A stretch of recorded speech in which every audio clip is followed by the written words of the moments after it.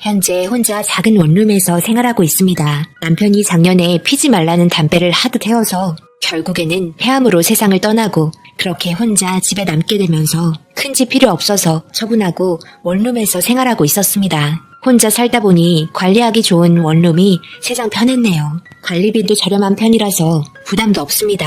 남편이 떠나고 홀로 지내다 보니까 그동안 같이 살았던 세월 정말 지지고 볶고하면서 별의별 일들 다 있었는데 그때는 이혼하고 싶을 때도 정말 많았지만 남편 떠나고 남긴 흔적들을 보니 웃음이 나오고 못해줬던 것만 생각이 나네요. 모두 이제는 추억으로만 간직하고 있습니다. 그리고 결혼한 지 2년 정도 된 딸이 하나 있습니다. 그래도 착하고 멋진 사이 만나서 잘 살고 있는 모습에 제가 다 기분이 좋았습니다. 장모님, 원룸에 혼자 살기 적적하시면 저희랑 같이 사셔도 되는데 어떠세요?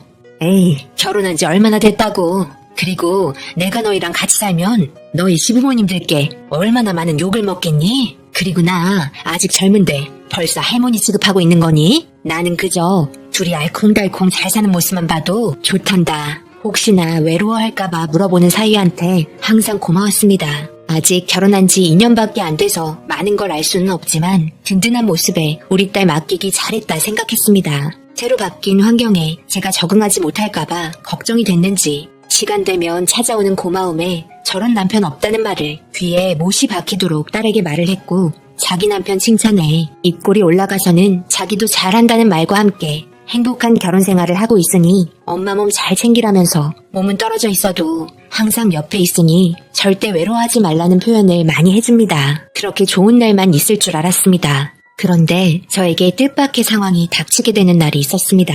여느 때와 마찬가지로 아는 지인분들과 시간을 보내고 집에 들어가고 있는데 때마침 사위한테 전화가 왔습니다. 어머님, 지금 어디세요? 제가 회사 미팅을 정화 회사 근처에서 하고 있어서 만나서 같이 어머님 댁에 가려고 하는데요. 밖에 계시면 같이 들어가면 좋을 것 같아서요. 저녁은 아직 안 드셨어요? 저녁은 먹었고 집에 가려고 지금 버스 기다리고 있었네. 늦었는데 내 걱정은 하지 말고 집에 들어가도 돼. 저녁도 먹어야 하잖니? 엄마, 우리는 저녁 원래 천천히 먹잖아요. 어디세요? 그래도 근처에 왔으니 얼굴이라도 한번 보고 들어갈게요. 그래, 알았다. 지금 여기 미아역 2번 출구에 있으니까 그럼 이쪽으로 오면 되겠다. 차가 많이 막히는데 천천히 오렴. 얼굴 한번 보겠다고 전화해서 오겠다는데 계속 거절할 수도 없어서 결국 기다리고 있었습니다. 그런데 제 주위에서 계속해서 맴돌고 있는 청년들이 있었고 저는 기분이 나빠 사람들 많이 있는 곳에 서 있었습니다. 한 5명 정도가 제 주위를 감싸고 있었고 딱 봐도 학생들 같았습니다. 그런데 술을 좀 먹었는지 저를 이상한 눈빛으로 쳐다보면서 웃고 있길래 무서운 느낌이 들어 괜히 다른 사람들 있는 곳에 붙어 있었고 딸과 사이가 빨리 오기만을 기다리고 있었네요.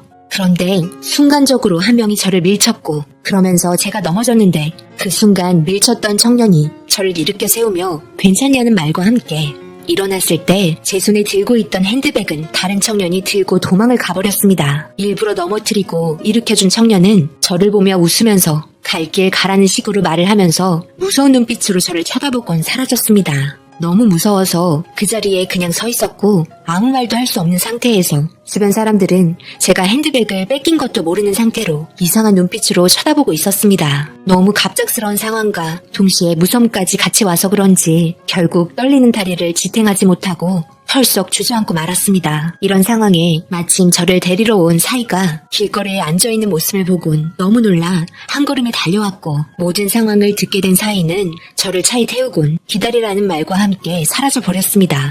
가지 말라고 말했지만 제 말을 듣지 못했고 저는 걱정되는 마음에 딸에게 빨리 신고하라고 말했습니다. 덩치가 큰 청년들이었기 때문에 사위가 너무 걱정이 되었습니다. 그리고 경찰들이 저희가 있는 곳으로 오는 동시에 반대편에서 구급차가 오고 있었습니다. 경찰분들은 상황에 대해서 물어보길래 모든 상황을 들은 딸이 대신 이야기를 해줬고 저는 구급차가 지나간 곳을 응시하며 눈을 떼지 못했습니다. 온몸에서 일어나는 닭살이 사위한테 무슨 일이 생겼다는 걸 알려줬고 저는 바로 딸에게 전화해보라고 했지만 받지 않길래 경찰분들의 도움을 받아 청년들과 사위를 찾기 시작했습니다. 그리고 구급차가 방금 막 떠나간 자리에는 사위와 함께 몸싸움을 벌였던 건지 바닥에 널브러진 흔적들을 보게 되었습니다.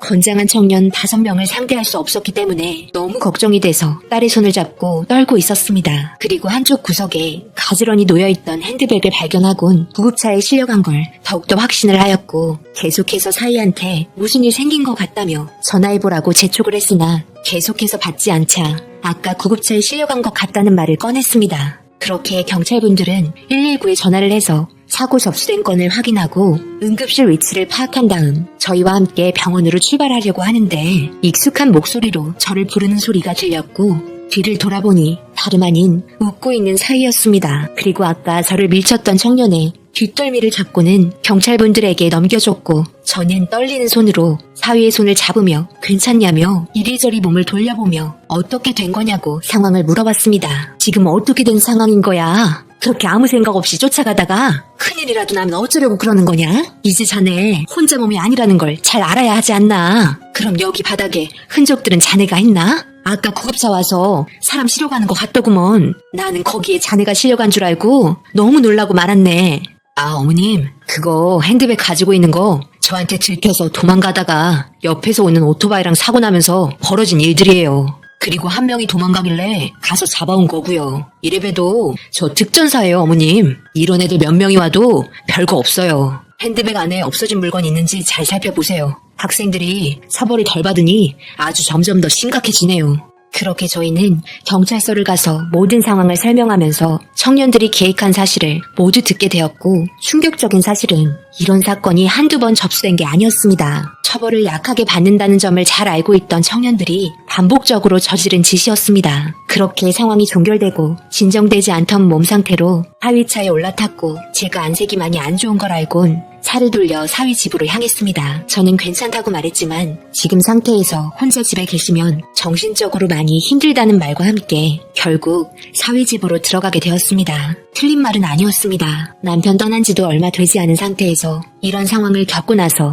혼자 방에 있는 건 정신적으로 너무 힘들 것 같았습니다. 이런 생각까지 하고 있었다는 사위한테 너무 고마웠습니다. 그리고 딸과 사위는 아직 해결하지 못한 저녁을 먹고 저는 작은 방에서 숨을 돌리며 누워 있었습니다. 그런데 문 밖에서 들리는 소리에 저는 눈물을 흘리고 말았습니다. 생각보다 우리 집과도 많이 멀고 혼자 원룸에서 계시는 게 마음에 걸리는데 이런 상황까지 온 상태에서 계속 혼자 지내게 하시는 건 아무래도 아닌 것 같아. 당신 생각은 어때? 이대로 내일 또 집에 돌아가시면 그놈들 분명 또 만날 수도 있을지도 모르고 어떤 상황이 올지 모르는데 그래도 우리 집에 함께 지내며 살면 안심이 되니까 내 결정에 따르는 게 좋을 것 같아. 그런데 시부모님께서 이런 문제를 그냥 가볍게 넘어가실까? 분명 안 좋게 보실지도 모르는데 좋으신 분들이지만 이런 문제는 또 다른 문제니까 어떻게 받아들이실지 모르겠어. 나야 엄마와 함께 지내면 당연히 좋지. 그럼 당신도 함께 지내면 좋다는 말이지? 나머지는 내가 알아서 할게. 들어가서 어머님 진정 좀 됐는지 살펴보고 먹을 것 좀 챙겨드리고 있어. 전화하고 올 테니까. 걱정하지 마. 우리 부모님 마음 좁으신 분들 아니셔. 그리곤 사위는 전화하러 밖으로 나갔고 딸은 노크와 함께 방으로 들어왔습니다. 저는 빠르게 눈물을 숨겼지만 떨리는 목소리에 모든 걸 알고 있었던 딸은 저를 안아주면서 짐이 될 것 같다는 생각 버리고 편하게 함께 살았으면 좋겠다면서 아버지 돌아가시고 나서 계속 자기와 상의한 문제였다며 편하게 모든 상황 받아들이고 함께 살자는 말에 눈물을 멈출 수 없었습니다. 제가 이런 대접을 받아도 되는 건지 너무 미안했습니다. 한참을 통화하던 사이가 집으로 들어오는 소리를 들었고 노크를 하면서 머리를 내밀며 웃으면서 애교를 부리며 맥주 한 잔 같이 하고 싶다는 말을 하면서 맥주를 흔들며 제가 웃을 수 있게 재롱을 부리는 모습에 울다가 웃고 말았습니다. 그렇게 거실에서 함께 맥주를 마시니 나른해지면서 긴장도 풀리게 되었고 혼자 원룸에서 생활하며 조용했던 방에 누워 세상 떠난 남편만 생각하며 추억으로 하루하루 보낼 때와 다르게